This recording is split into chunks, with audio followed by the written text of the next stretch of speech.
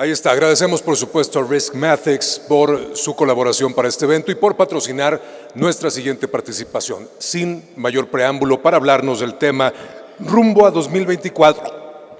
Ahí está el título, Lo que sabemos que no sabemos. Queda con ustedes el maestro Javier Tello Díaz. Démosle la bienvenida.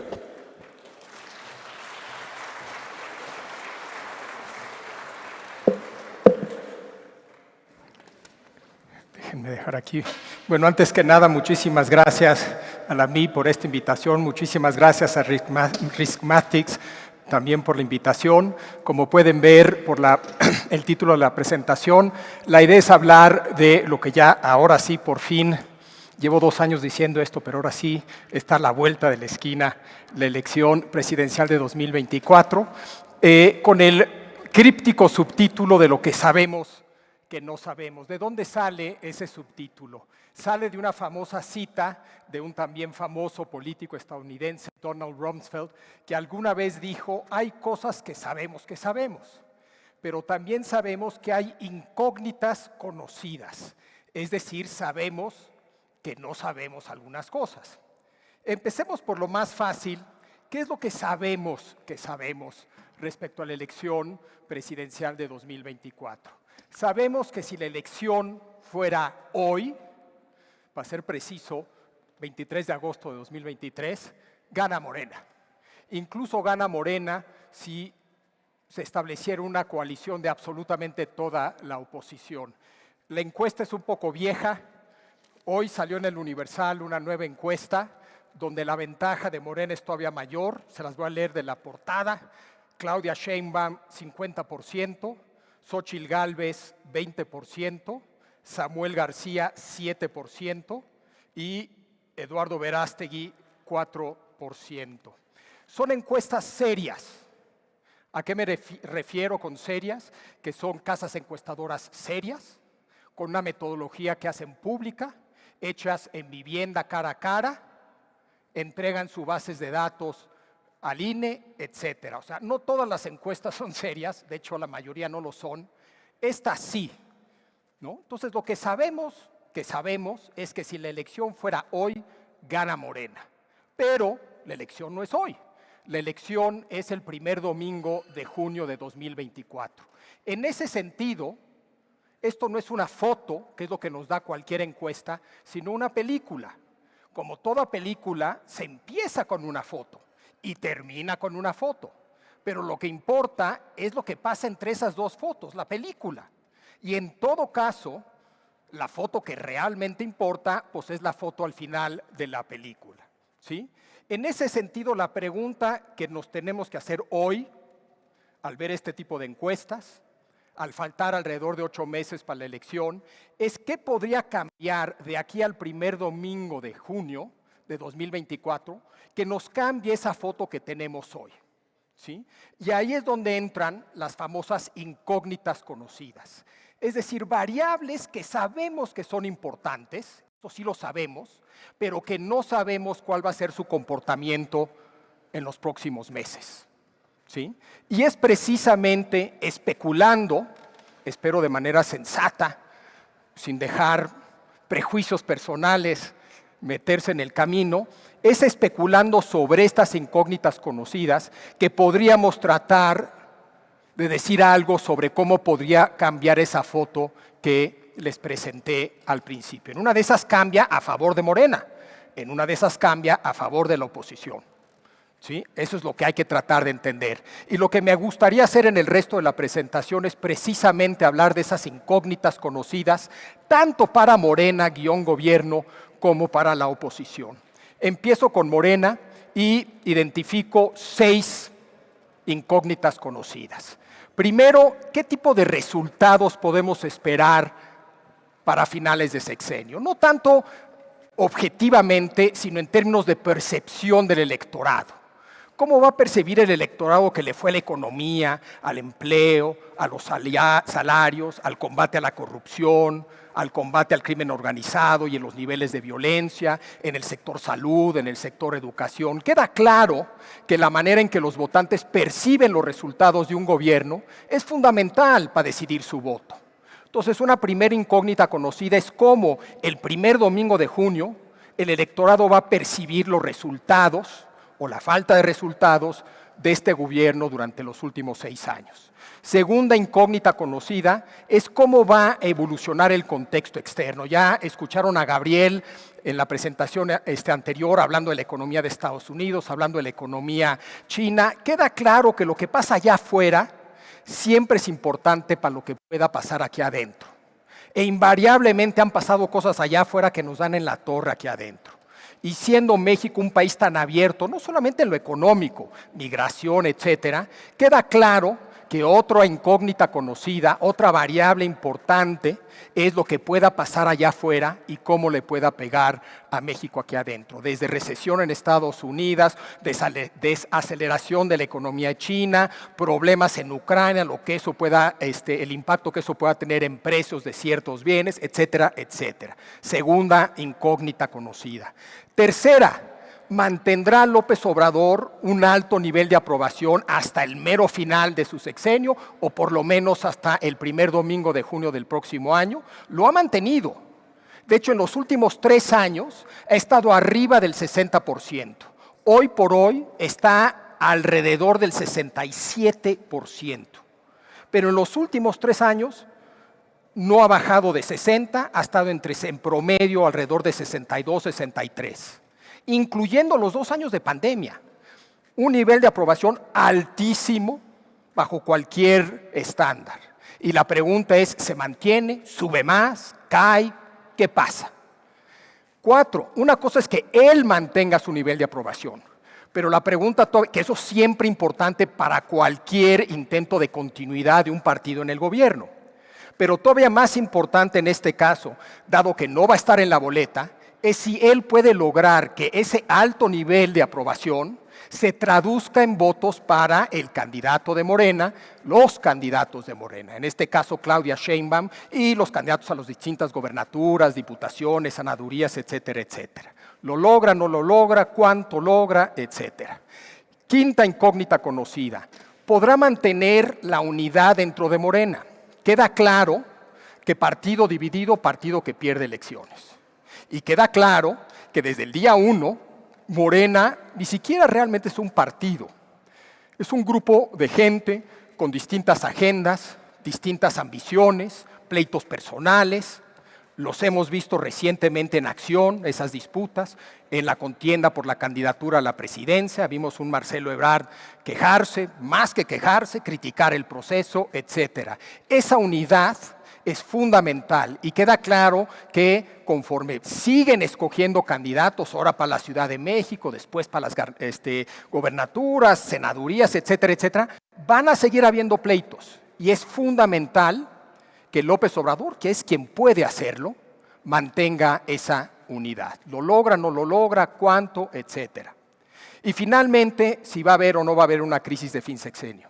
Hace un año era lo que la gente pensaba que iba a suceder, hoy cada vez menos, sigue habiendo un riesgo, me imagino, pero queda claro, y si algo sabemos los que tenemos una cierta edad aquí en México, es que lo peor que le puede pasar a un partido que busca continuidad es que coincida la elección con una crisis financiera, económica, una crisis de algún tipo al final del sexenio. Lo ideal sería platicar de estas 6 cosas, pero nos llevaría como unas 2, 3 días, yo creo. Entonces me voy a enfocar en una sola de ellas. Escogí una al azar un poco, que es si va a poder o no convertir su alto nivel de aprobación en votos para Morena. ¿Sí? Una y otra vez la gente reconoce que tiene un nivel de aprobación altísimo, pero una y otra vez escuchamos a gente decir, pero no va a estar en la boleta. En ese sentido, su nivel de aprobación no es tan relevante. Yo diría que es correcto que no va a estar en la boleta, quien va a estar en la boleta es Claudia Sheinbaum, pero López Obrador va a estar revoloteando alrededor de esa boleta como abejita alrededor de una flor. ¿Sí? Y lo va a hacer a través de distintas estrategias que tienen como propósito precisamente lograr transferir su nivel de aprobación en votos para Claudia Sheinbaum, en votos para Morena. Primero, una de esas estrategias es que está en campaña. No será el candidato, pero está en campaña como si fuera el candidato. Ha estado en campaña desde el día 1, y me estoy refiriendo al año 2000. No ha dejado de estar en campaña, y es buenísimo haciendo campaña. Está en campaña todos los días en la mañanera, está en campaña en sus giras, está en campaña cuando hace alguna declaración, está en campaña constante. No está en la boleta, pero está en campaña. Segundo, está tratando de enmarcar esta elección no como una opción entre dos candidatos y dos proyectos que ofrecen esos dos candidatos. Así son la mayoría de las elecciones, en México y en cualquier democracia. No hay dos candidatos, uno ofrece A, otro ofrece B y la gente vota, ¿sí? La manera en que él quiere enmarcar esta elección no es así, sino esta es una elección que es un referéndum sobre su proyecto, sobre la 4T, sobre el cambio, la continuidad del cambio. Y en ese sentido, si logra enmarcar la elección como un referéndum sobre la 4T, ¿quiénes son los candidatos? Es irrelevante. Lo importante es el proyecto, la 4T, si sigue para adelante o si no. ¿Y qué es la 4T? Pues es López Obrador. Se mete en la boleta a través de esta estrategia también. 3, buscando la heredera, en este caso heredera, o heredero, si hubiera sido Marcelo Ebrard, etc., más natural. Una de las muchas razones por las que yo creo que escogió a Claudia Sheinbaum, creo que hay muchas y muy buenas razones que tenía Morena-López Obrador para escoger a Claudia Sheinbaum. Pero una de ellas es que era la heredera más natural, ¿sí? Era alguien que había crecido siguiendo a López Obrador, a la sombra de López Obrador, como fiel soldado de López Obrador. Era la heredera natural, y así lo veía el propio Morena. En todas las encuestas que había, salía ella muy por arriba de los otros, porque así era vista, como la heredera natural. Había una cosa casi cuasi familiar aquí. Es la hija que nunca tuvo, por generación, por edad, etcétera, etcétera. Era la heredera natural. Y en ese sentido se vuelve más fácil transferirle su aprobación a su heredera natural que a alguien como Ebrard, que tenía una vida totalmente ajena a Morena y al obradorismo y a López Obrador, que incluso se había enfrentado en momentos a López Obrador, ni se diga Monreal, o Noroña, o el del Verde, en fin. A Claudia Sheinbaum era quien más fácil, como heredera natural, le puede, en principio, transferir ese nivel de aprobación. 4, identifica constantemente rivales no partidistas. ¿Por qué? Por muchas razones. Pero una de esas razones es que es otra estrategia para restarle relevancia a los candidatos. Entonces, ¿quién es el enemigo? Xóchitl Gálvez, que encabeza la coalición PAN-PRI-PRD, pues claro que sí, pero también un bonche de otros grupos, gentes, individuos. ¿Quiénes? De todo tipo. El INE. A veces no es el INE, a veces es Lorenzo Córdoba, o era Lorenzo Córdoba. La Suprema Corte, no la de antes, ahora la de ahora. Un periódico, el Reforma, de repente. Incluso individuos, ¿no? Loret de Mola, ¿no? Claudio X González, hijo. Constantemente está identificando rivales no partidistas. Lo hace por muchas razones, pero una de las lógicas de por qué hace eso es precisamente para tratar de retratar esta elección no como una entre dos candidatos con nombre y apellido, sino entre su proyecto y el pasado, ¿sí? Y al hacer relevantes estos rivales no partidistas, insisto, le resta relevancia a los candidatos que sí tenemos y que vamos a tener y que van a estar en esa boleta. Se vuelven menos relevantes. Y finalmente, con una estrategia de polarización. Constantemente ha estado polarizando, obligando a la gente a escoger, no hay medias tintas, o conmigo o contra mí. Pero es contra mí, es contra López Obrador, no contra Claudia, no a favor de Xóchitl. Es conmigo o contra mí. Es con mi proyecto, la 4T, o en contra de mi proyecto de 4T. Una vez más, se mete de manera natural con este discurso a la boleta. La polarización, una vez más, también tiene otras lógicas, pero esta es una de ellas. En ese sentido, sí no está en la boleta, pero se está metiendo a la boleta con todas estas estrategias. ¿Con qué nivel de éxito? Porque igual puede hacer todo esto y no sirve para nada. Pues no sabemos bien a bien. No va a ser un éxito del 100%, y no va a ser un fracaso del 0%, entre el 0 y el 100. Un rango un poco amplio. Pero una manera en que podríamos tal vez empezar a medir este tipo de cosas de manera indirecta es que siempre ha habido una brecha entre el nivel de aprobación de López Obrador y la intención de voto por Morena. Siempre. Y Morena nunca alcanza a López Obrador. No lo alcanzó en 2018, nunca lo alcanza. Pero lo que sí vemos es que conforme se acerca la elección, se va cerrando esa brecha, no porque baja la aprobación a López Obrador, sino porque sube la intención de voto por Morena.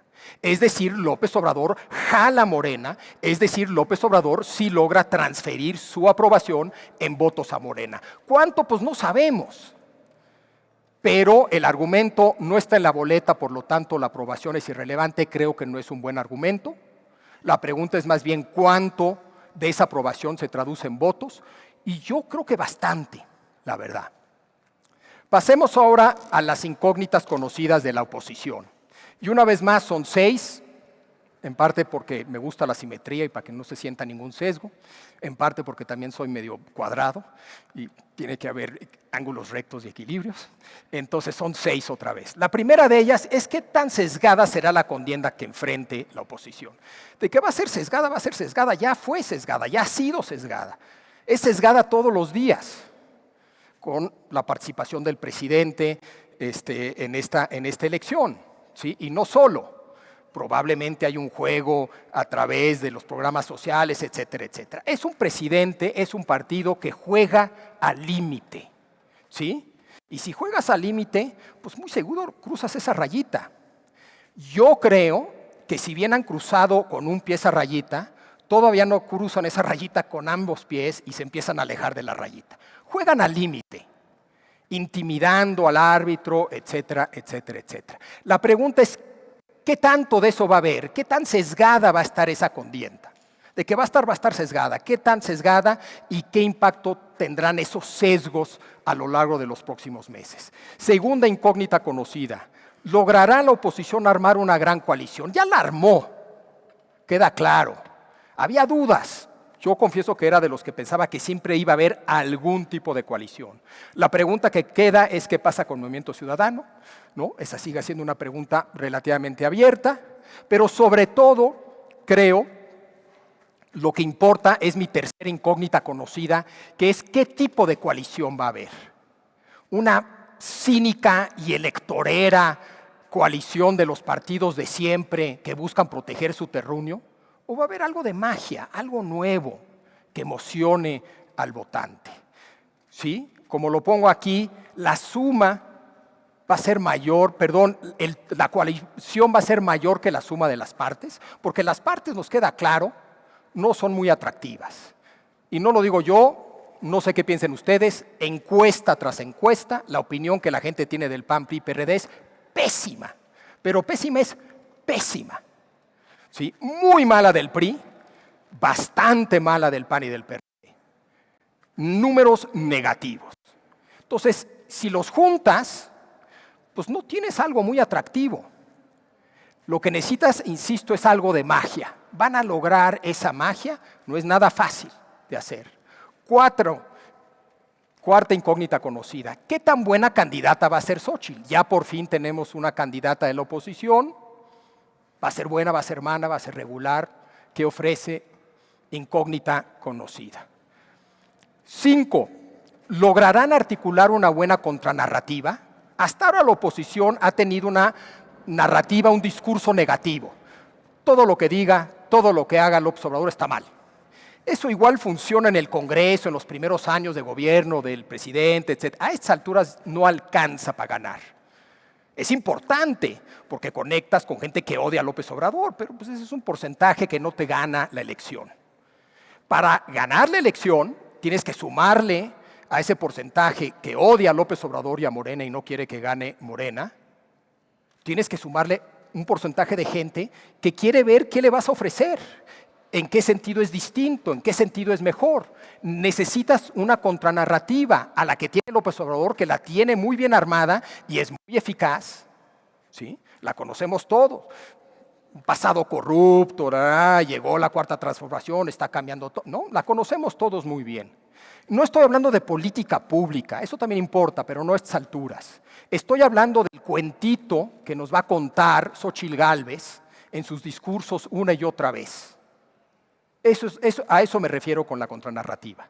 Y finalmente logrará esa coalición, esa candidata con esa narrativa, vencer la apatía que claramente hay allá afuera y conectar con los votantes para lograr una victoria en 2024. Una vez más, muchos temas, me voy a enfocar uno, y es si Xóchitl es, no es, va a ser, no va a ser una buena candidata. No tengo la menor duda que era la mejor que tenían, en lo personal. Y otra vez, no es una opinión personal, es viendo los datos, ¿sí? Tenían los mejores números. Si lo comparabas, en este caso la comparo con Krill, porque bajo el principio de que tenía que ser alguien panista de algún tipo, pues el rival era Krill. Lo que sí queda claro es que no son mucho mejores sus números que los de Krill. Y luego si la comparamos con los números de Claudia Sheinbaum, pues la verdad está muy por abajo de Claudia Sheinbaum. La mitad de opinión positiva frente a Claudia Sheinbaum, ¿sí? Y 10 puntos arriba más o menos en cuanto a opinión negativa, ¿sí? Entonces, no, un poquito mejor que Krill y bastante peor, si nada más vemos estos números, que Claudia Sheinbaum. Pero lo importante de todos estos números es el porcentaje que la conoce, es decir, que no la conoce y que la conoce. Porque de lo que habla esto es de su potencial. Y lo que importa en una elección, cuando escoges un candidato y va a arrancar una elección, es su potencial. No es donde está hoy, sino donde puede terminar ese candidato. Y en ese sentido, yo creo que Xóchitl hoy por hoy tiene un enorme potencial. Una vez más, no es una opinión personal, es, creo yo, el resultado de un análisis relativamente objetivo de una serie de cosas. Cuando salió Xóchitl, bueno, la gente se emocionó mucho. Y de inmediato la pregunta fue, ¿pura espuma o hay algo ahí real y sólido? Yo creo que hay algo real y algo sólido. Y lo importante aquí es que un candidato o una candidata no son buenos en un sentido abstracto. Hombre, claro que hay ciertas virtudes que todo buen candidato tiene en cualquier democracia, en cualquier momento. Pero uno es un buen o mal candidato o candidata en una elección dada frente a un cierto rival. Y mi argumento sería que en esta elección, frente a ese rival, Xóchitl es una buena candidata. ¿Sí? Hillary Clinton, tal vez en un sentido abstracto, era una buena candidata, pero en la elección de 2016, frente a ese rival que era Donald Trump, era la peor candidata posible, y así le fue. Xóchitl no. En la coyuntura, yo creo que es una candidata con mucho potencial, es una buena candidata en un triple sentido. Primero, de cara al electorado. ¿Por qué? Porque es genuina. Y ser genuino en la política hoy vale oro. López Obrador es genuino. Hay la sensación, yo no conozco a Xóchitl, pero hay la sensación que así es, la que ves en la tele, en una entrevista, y es así con su familia, es así con sus amigos, así en la oficina, es así en todos lados, es genuina. Y eso, en un mundo donde la gente es sumamente escéptica de los políticos de siempre, sumamente cautelosa del político profesional, el toparse con un político genuino vale mucho. Ahora, no es suficiente ser genuino, yo diría que Ebrard también es genuino. El problema de Ebrard es que es genuinamente no muy carismático, algo pesadito, muy inteligente, muy hábil, gran experiencia, pero es genuinamente pesadito, ¿no? Xóchitl no solamente es genuina, es carismática, es simpática, es, ¿no?, chistosa, conecta. No solamente por ser genuina, conecta porque escuchas lo que dice. Muy seguido, les ha pasado, estoy seguro a todos ustedes, me pasa a mí, que es mi chamba. Hijo, de repente empieza a hablar un político y te desconectas, ¿sí? Porque no conecta contigo. Xóchitl conecta. Fox conectaba, López Obrador conecta, ¿no? Conecta. Es entrona en una elección que no va a haber piso parejo, donde ser entrona es fundamental. Pero precisamente porque no va a haber piso parejo, es fundamental ser entrona pero también mantenerse ecuánime y no perder las composturas. Ella creo que puede hacer las dos. Reacciona, le entra, pero no pierde la compostura. En fin, tiene una historia personal maravillosa. En fin, por donde la veas, tiene una serie de cualidades que de cara al electorado la hacen, creo yo, una buena candidata. También de cara a la alianza, porque cuando tienes una coalición, es importante no solamente ser una buena candidata de cara al electorado, sino que tienes que mantener esa muy complicada coalición unida. Y tienes que generar magia dentro de esa coalición. Y creo que Xóchitl tiene una vez más un perfil que funciona. Es lo suficientemente partidista para que los partidos ahí metidos la acepten como una de ellos y no un outsider que de repente llegó de la nada. Pero es lo suficientemente un outsider para que sea atractiva para la sociedad civil organizada que está también ahí metida. Es lo suficientemente panista para los panistas, pero no es tan panista que la rechacen los priistas y los perredistas. Tiene un perfil que le hizo la vida muy complicada a Movimiento Ciudadano. Ya medio lo dividió. O sea, si hubiera sido Krill, si hubiera sido Beatriz Paredes, si hubiera sido Alito, hombre, Movimiento Ciudadano fácilmente, con lógica y argumentos, no le entra. Con Xóchitl les está costando mucho trabajo.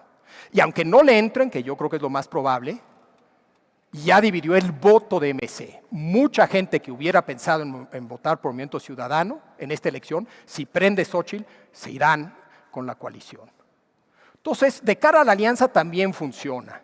Y luego de cara a Morena, su rival, también funciona. Por su historia personal. Es la menos fifí de cualquiera de los candidatos que vamos a tener. Verástegui, Samuel, Claudia, bueno, de calle. Pero lo más importante es que es un reto moral a Morena. Una de las virtudes de López Obrador como político y una de las razones que explican ese alto nivel de aprobación y una de las razones que explican el éxito de Morena como movimiento es que mucha gente, un amplio sector del electorado, piensa que Morena y el presidente, moralmente hablando, están del lado correcto.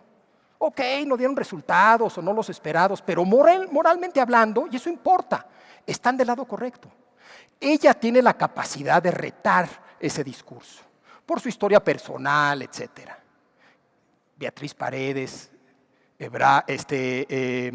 Krill, Enrique de la Madrid, no. Entonces es una gran candidata frente a ese rival. En ese sentido, aquí hay muy buena materia prima. Creo que hay sólidas razones para pensar que tiene un gran potencial. Y precisamente ese potencial lo vemos en el impacto que tiene la candidatura de Xóchitl en las otras incógnitas conocidas. No en todas, pero en muchas. Y les doy mi visión de cómo estaban las cosas, digamos, hace 8 meses y cómo están las cosas hoy, especulando. Sesgo de la contienda, pues no era favorable porque estaba claramente sesgada, me temo que sigue estando sesgada y seguirá estando sesgada. Mi conclusión es que la oposición va a competir con el sol en los ojos, el viento en contra y de subidita, y un árbitro intimidado. Está complicado, así va a ser, así va a ser. Gran coalición, hace 8 meses era incierta, y no solamente incierto en cuanto a PRI, PAN, PRD, sino sobre todo respecto a la naturaleza de esa coalición. Hoy, yo diría que dado que Xóchitl es una buena candidata de cara adentro a la coalición, la situación está mucho más favorable. Pero sobre todo, decía yo que es importante la naturaleza de esa coalición. Ahí sí tengo mis dudas que la magia de Xóchitl, que la tiene, sea suficiente. Es que la verdad, cuando tu materia prima es PAN, PRI, PRD, necesitaría ser Harry Potter para que eso cambie, o Hermione Granger, para ponerle el género correcto. ¿Es Xóchitl Hermione Granger? Pues vamos a ver, en una de esas. Pero esto sí yo lo sigo viendo muy parecido a cómo estaba la cosa. Calidad de la candidata, bueno, no se veía hace 8 meses a nadie, ¿no? A nadie, la verdad. ¿No? La discusión era cuál era el menos peor. Y luego especulaciones raras de que si Marcelo Ebrard, ¿no? Bueno, ya hay una candidata y todo parece indicar que es una candidata con gran potencial. Contranarrativa, yo creo que antes no lo había. Se veía difícil que Krill o Beatriz Paredes la generaran por su perfil, por su pasado, etcétera, etcétera. Pero Xóchitl Gálvez, que es alguien que tiene mucho más futuro que pasado, yo creo que sí puede generar esa contranarrativa. No lo ha hecho y por eso pongo incierto. Pero de que hay una mejora, de no favorable a incierto, pues hay una mejora. Y conexión con votantes, pues una de las cosas que tiene y que ofrece Xóchitl Gálvez es esa capacidad por conectar por todas las razones que ya les di. Pongo signos de interrogación en los cambios favorables porque pues, es potencial. Y pues del plato a la boca se cae la sopa. Habrá que ver si Xóchitl y la coalición realizan ese potencial. Pero de que mejoró de ayer a hoy la cosa y mucho con Xóchitl Gálvez, de eso no tengo la menor duda. Ahora, si volteamos a ver a Morena, ahí también ha habido cambios y no necesariamente para mal. Empezamos con resultados. Hace 8 meses, un año, las cosas se veían complicadonas para el cierre. Hoy, en parte por lo que ya escucharon de Gabriel, por lo menos en lo económico, pintan bastante bien. Van a cerrar bien. Entonces pongo neutro porque, en fin, no está prendido esto con alfileres, yo creo que al contrario, está relativamente sólida la cosa a nivel macro, pero, híjole, yo he visto demasiados descalabros repentinos para poner favorable, pero ahí sí ha habido un movimiento para bien desde el punto de vista para Morena. Contexto externo, bueno, ahí sí hay una incertidumbre total y absoluta en el mundo. Llevamos, yo diría, por lo menos una década en una total y absoluta incertidumbre. Eso no va a cambiar, eso no va a cambiar. Algo nos ha favorecido lo del nearshoring, sin lugar a duda. Eso ya se venía sucediendo, seguirá sucediendo, pero sigue habiendo un mundo muy, muy, muy incierto. Aprobación de AMLO, tenían hace 8 meses, un año, una aprobación altísima. Eso no va a cambiar, yo creo que va a mantener su nivel de aprobación de aquí a finales del año y hasta la elección de 2024. Logrará transformar esa aprobación en votos, como ya argumenté, yo creo que un buen porcentaje de ese nivel de aprobación sí lo logrará transformar en votos para Morena. ¿Mantendrá la unidad? Hace 8 meses yo le hubiera dicho sí. Y si me hubieran dicho, bueno, pero Marcelo, no, hombre, Marcelo se va a disciplinar, va ahí, le va a levantar la mano. Pues no, ahí sí me equivoqué rotundamente. Y no solamente eso, ahora se ven problemas aquí en la Ciudad de México, con Clara Brugada y Harfuch. Veremos qué pasa, seguirá habiendo problemas. Ese es un trabajo 100% de López Obrador, es el único. Ahí adentro sabemos quién es el número 1, no tenemos ni idea quién es el número 2, número 3, número 4, número 5 y en qué temas, no hay líneas de mando. El único que manda y a quien le hacen caso todos, lo que une a ese grupo tan raro y disparejo es López Obrador. Es chamba de él. ¿Lo logra, no lo logra? Hace 8 meses yo hubiera dicho, sin duda lo logra. Híjole, ahora no estoy tan seguro. Ahora con esta encuesta que salió, la probabilidad de ganar aumenta, todos se le van a cuadrar, porque todos quieren ganar con él. Y crisis de fin de sexenio, hace 8 meses, un año, ya les hubiera dicho incierto y que la recesión en Estados Unidos. La verdad, hoy se ve, como les decía, bastante favorable la cosa, ¿sí?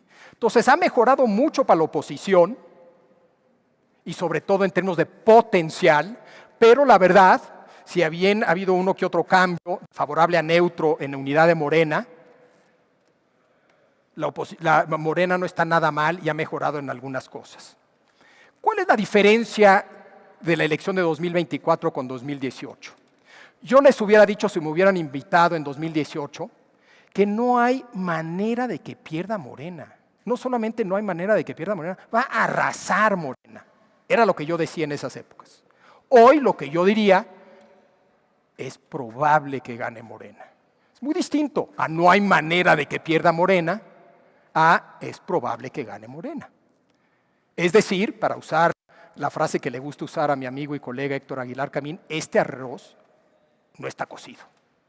Ni siquiera ha empezado la cocinada del arroz. ¿Sí? Y insisto, esto es una película, no es una foto. Es como tratar de predecir el final de Breaking Bad después de ver el primer episodio, la primera temporada, o de Game of Thrones, o de Succession, el que quieran, ¿no? O sea, no hay manera. O sea, hay que ver qué pasa en la película. Empiezas con una foto, la primera foto de Breaking Bad es una joya, te deja así, ¿no? No hay manera de predecir el final. Y lo mismo con Succession, lo mismo con todas esas. Esto es una película, tal vez no tan larga como una serie, pero es una película de 2 horas. Hemos visto 10 minutos. Hemos visto 10 minutos. Ahora, el tiempo pasa. Y yo soy de esos que de repente cuando está muy tensa mi película, paro a ver cuánto falta para que termine. Si faltan 3 minutos, no, pues esto ya no puede pasar nada. ¿Qué puede pasar en 3 minutos? ¿No? Si falta media hora, todavía hay media hora. Pueden pasar muchas cosas todavía, ¿no? Entonces, el tiempo pasa. Y ya para mayo del próximo año, pues esto ya terminó. Ahorita está empezando. Y no solamente eso, Real Madrid. El Real Madrid, más o menos, gana entre el 60-70% de sus partidos. Si ganas entre el 60-70% de tus partidos, pues terminas como campeón o segundo lugar en la liga, ¿no? Pero eso no significa que en un dado domingo no pierdas. De hecho, pierde a cada rato, el 30-35% de las veces. Y lo vemos perder. Y las elecciones son así. No es una liga. No se juegan 70 elecciones y gana el que gane el mayor porcentaje de esas elecciones. Es un partido, un dado domingo. Y en un partido, en un dado domingo, el Real Madrid pierde. Fue lo que pasó en Estados Unidos con Trump. Trump tenía alrededor del 30-35% de probabilidades de ganar y ganó. Mientras que Hillary, que tendría entre 60 y 65% por probabilidad de ganar, perdió. ¿Sí? Entonces, esto todavía no termina. Ahora, fui algo tramposo y esta es mi última lámina, y con esto termino. La famosa frase de Donald Rumsfeld es un poquito más larga. Hay cosas que sabemos que no sabemos, también sabemos que hay incógnitas conocidas, es decir, sabemos que hay cosas que no sabemos. Pero también hay incógnitas desconocidas. Lo que no sabemos, sorpresas. Y de esas sí no les puedo decir nada, porque son sorpresas por definición. Pero de que va a haber sorpresas. ¿De qué tamaño? No sé, pero habrá. Claro, una sorpresa puede favorecer a la oposición o favorecer a Morena. Ahí lo dejo. Muchísimas gracias.